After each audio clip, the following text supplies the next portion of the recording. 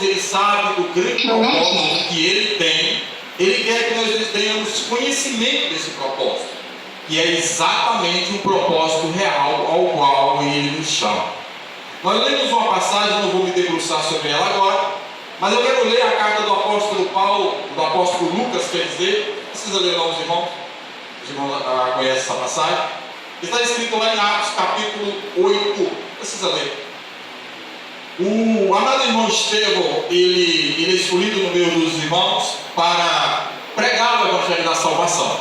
O Estevão é um jovem menino, é um prodígio.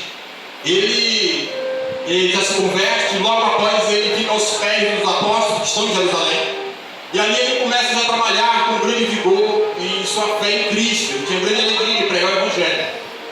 O Estevão, ele cheio de graça e alegria, ele é pego rapidamente pelos homens lá de Antioquia e outros da Vinícia, os cilícios, né? E outros canônicos, homens doutrinados em muitas doutrinas, homens intelectuais. O Estevão, cheio do Espírito Santo, ele começa a debater sobre Cristo e sobre a lei de Moisés.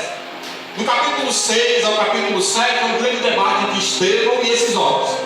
Eles não suportam a grande sabedoria de Estevão, que é gigantesca e poderosa. E quando eles não suportam, eles começam a ir para outros modos, que é o modo da malandragem, e esse tempo já existiu. Eles queriam tapar a boca do grande Estevão, o menino. E aí sim, eles plantam no momento, assim como a lei de Moisés, ao qual eles estavam naquele momento debatendo, eles plantam aquele assunto e colocam em pauta para apedrejar, matar Estevão. A Bíblia diz que no final de Atos 7, lá no final diz que Estevão olha para os céus abertos, e aí Estevão diz: no meu espírito eu entrego agora para a tua glória. E aí Estevão solta algo que é poderoso. Ele diz assim: Pai, perdoai esses homens que se fizeram comigo. Aleluia! Aí, se cumpre algo que Cristo verdadeiramente estava naquele homem. Mas a minha alegria não é somente falar do grande Estevão, mas no capítulo 8 nós vemos um homem ali surgindo. O nome dele é Saulo. Saulo, ele estava em oculto ali, e ele foi um dos que abraçou a causa para matar Estevão. A Bíblia diz que naquele momento Saulo, depois de conseguir matar Estevão, ele estava por trás daquela armação. Então diz que ali naquele momento o Saulo começa a perseguição sobre a igreja. Assolando a igreja, ele perseguia a igreja, tirava cristãos de Jerusalém, das casas, e eles foram para Samaria e outros locais. Correram. Só que Deus tinha um propósito na vida de Saulo. Glória a Deus. O apóstolo Paulo, a carta aos Romanos, capítulo 10, diz que ele sonda os corações, ele sabe a intenção do Espírito. Só ele nos conhece interiormente, ele sabe todos os propósitos. Em Gênesis capítulo 1, quando Deus faz o homem com o barro, com o pó da terra, ele sabe manipular toda a estrutura humana. E ele manipula de tal forma que ele é conhecedor de tudo que a estrutura humana assim é feita. Tanto o pensamento como a altura e toda a dificuldade. E ele, sabendo disso, ele já faz um plano para ele ser. Isso é conduzido pelo Paulo em Efésios. Ele diz: antes da fundação do mundo, eu já fiz você, eu já prometi algo para você. Isso é verdadeiro, isso é tangível, isso é real.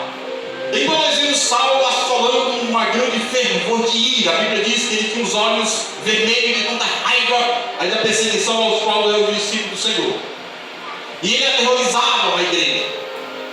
Deus naquele momento volta-se para Saulo. Deus analisa Saulo. Jesus olha para Saulo peritoriamente de uma maneira que nenhum de nós pode olharmos. Eu li ainda há pouco em João 9, quando os discípulos olham, os discípulos, primeiro as pessoas nos olham. Todas as pessoas vão olhar mais. Mas eles vão olhar de uma maneira superficial. Eles olham para você, para mim, aí eles falam assim: olha o Beltrano, olha o Ciclano.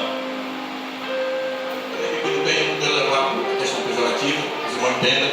Você pode observar que no mundo secular, as pessoas falam assim: olha, você conhece o Alberto? Não.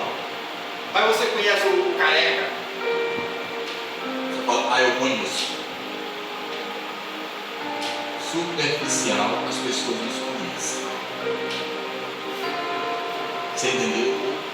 Superficialmente as pessoas nos conhecem, mas intimamente é Deus que sonda os corações. Aleluia.